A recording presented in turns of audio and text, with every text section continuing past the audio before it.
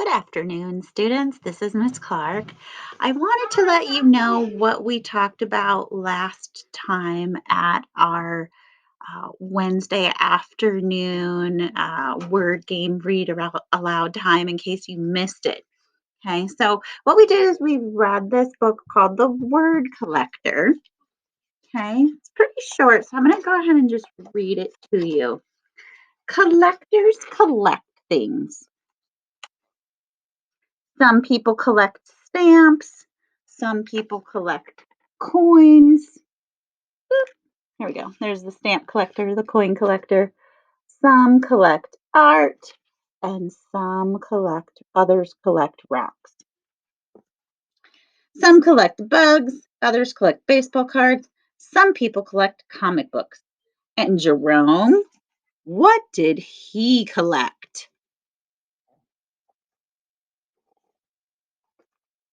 Jerome collected words.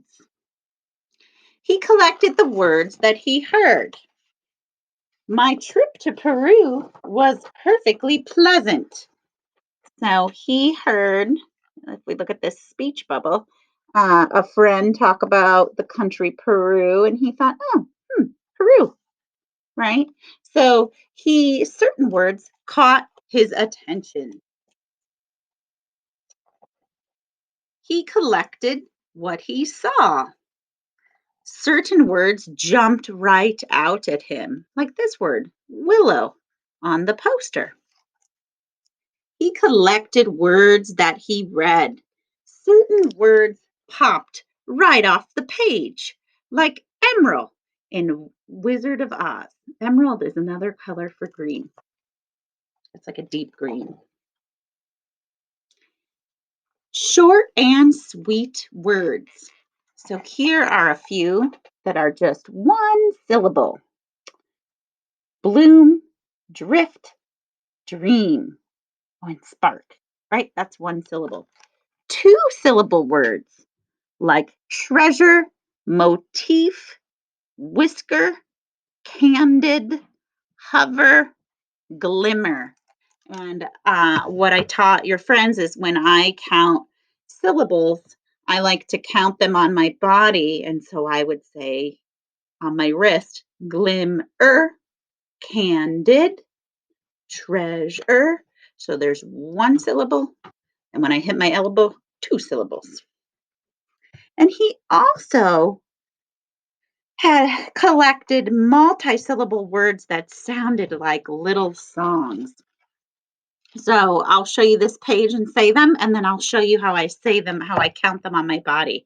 So I would do one syllable on my wrist, two on my elbow, three on my shoulder, and if there are four syllables, you go up on your head, okay?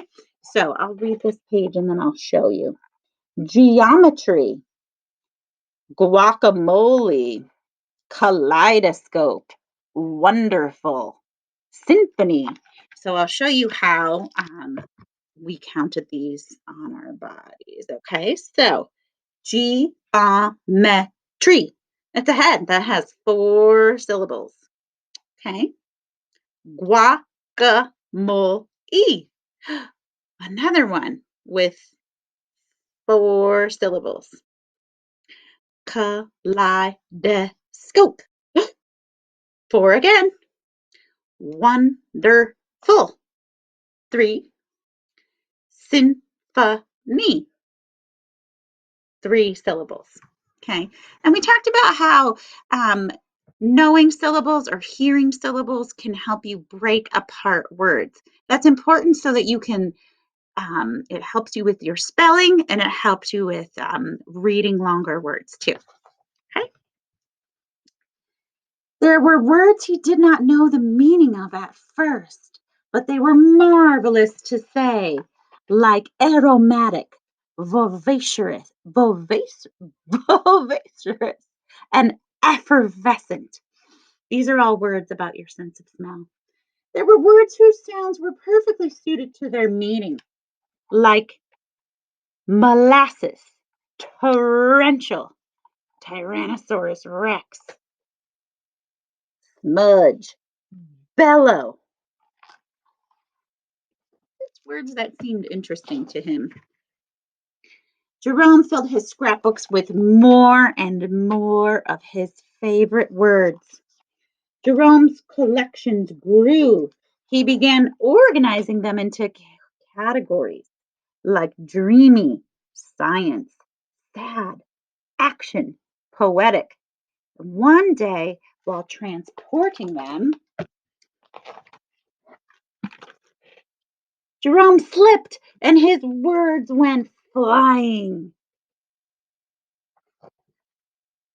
As he began to pick them up, he noticed that his collections were all jumbled. Big words next to little words, sad words next to dreamy words. Let me show you some of the examples. Dream cloud, infinitesimal star, blue harmony. He didn't mean for those words to go together, but he decided that he'd start stringing them together, maybe to dry them out. So he has whisper, symphony, electric peace. Words he had not imagined being side by side. And I think they sound kind of lovely. Let's check these out. Savor dreams. Oh, I can't see that one. Cascading stars.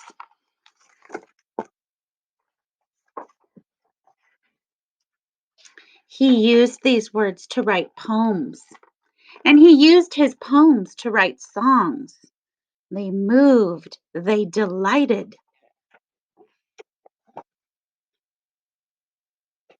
Some of his simplest words were his most powerful, like I understand, I'm sorry, thank you, and you matter. Jerome collected more and more of his favorite words. The more words he knew, the more clearly he could share with the world what he was thinking, feeling, and dreaming. And one breezy afternoon, Jerome climbed up the highest hill, pulling a wagon packed with his word collection. He smiled as he emptied his collections. He smiled as he emptied his collections of words into the world. I like that silhouette of him sharing all of his words. He saw children in the valley below, scurrying about, collecting words from the breeze.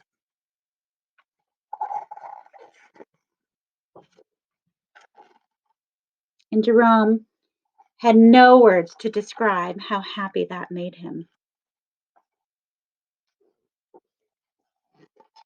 And there's this message in the end from the author, Peter Reynolds, that said, reach for your own words. Tell the world who you are and how you will make it better. Now, you can't collect your own words because there's words falling from the sky, but there are words all around you. And one thing I talked about with the class on Wednesday is that you can find a collection of words anywhere, in any book that you read, around your house. You can collect words that all have the same beginning sound. You can collect words that are all about the same topic. You can collect words that have many syllables together or maybe just a few. We decided in our meeting to collect some words about Earth Day because that's what day it was on April 22nd. So together we read this poem about Earth Day, and then we collected some words from it and made it into our own poem. Okay, whoops. Let me no, go this way. Okay, so I'll go ahead and read this to you. Earth Day. Our Earth is special, and there's just one. It gives us water, soil, and sun. People and animals share the land. Let's all lend a helping hand. You can save water and plant a tree. Make a better home for you and me.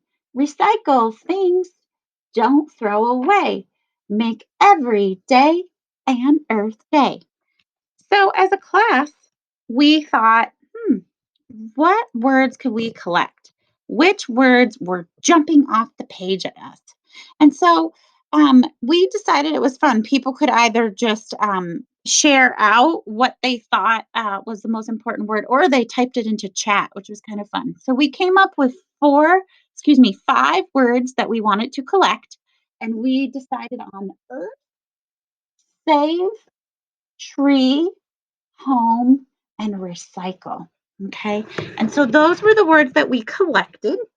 And what I did was I wrote these collection of words on little cards, kind of like Jerome did, right? And so we took those five words and we made them into our own poem. And this is what we came up with. Okay. Earth, recycle, save trees, and we decided to add an S to the end because save tree kind of sounded weird to us. Save trees, home, okay? Because it is our home. This is where we're all living, right? Earth, recycle, save trees, home. It kind of makes a really beautiful poem. So I think that what I was saying was, you can be a word collector anytime you're reading or looking around your environment at words. And that was kind of the read aloud word activity that we did. And I just wanted to record that lesson in case if you missed it, you can watch it now and you can join us again this Wednesday because we'll be doing it again. Okay. Thank you for stopping by and listening. I'll see you later. Bye bye.